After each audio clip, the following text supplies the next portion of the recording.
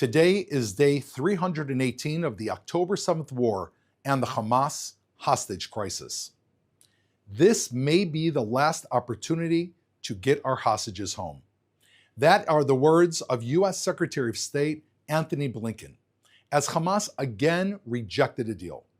Hamas is threatening, give us the ability to murder more people in Israel in the next October 7th, or we will murder more hostages right now, just like they claimed to have done a few days ago. Because Hamas are murderers. That is their operational DNA. People ask, how could they have done what they did on October 7th? This is because Hamas is a cult of evil, a cult of death. This has not changed over the last 10 months, and we can see this at the negotiating table. Israel needs our hostages home, and for Hamas not to be able to take more hostages tomorrow.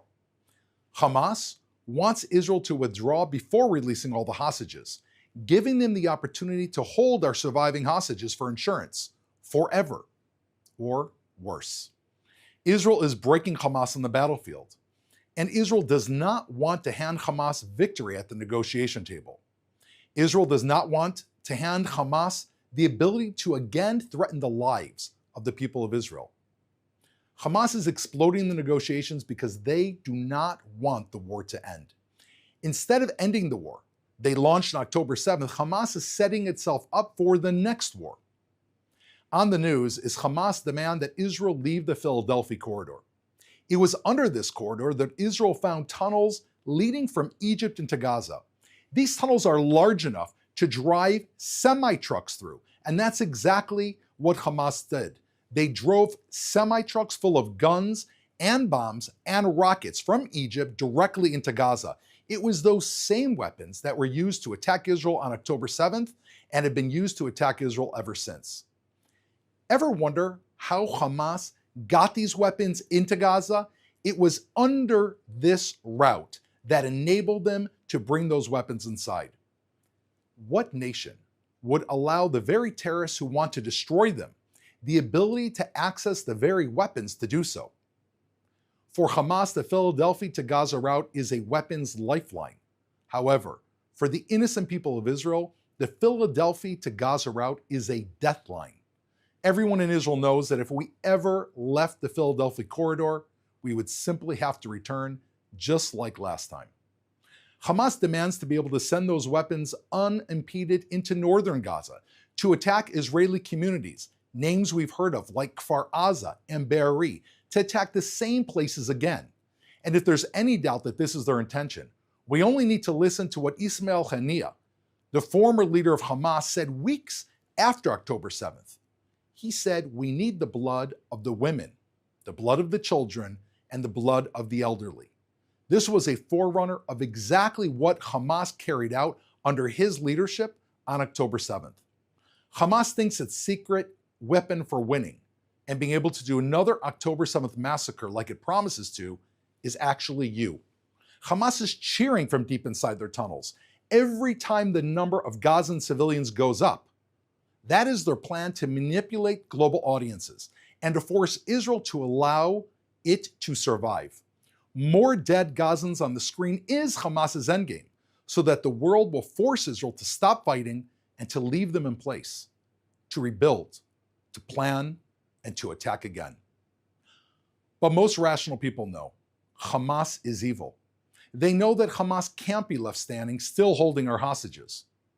This war has to end with the 3 Ds: destroy Hamas, demilitarize Gaza, de-radicalize Gazans. Just last night, a man exploded himself in Tel Aviv.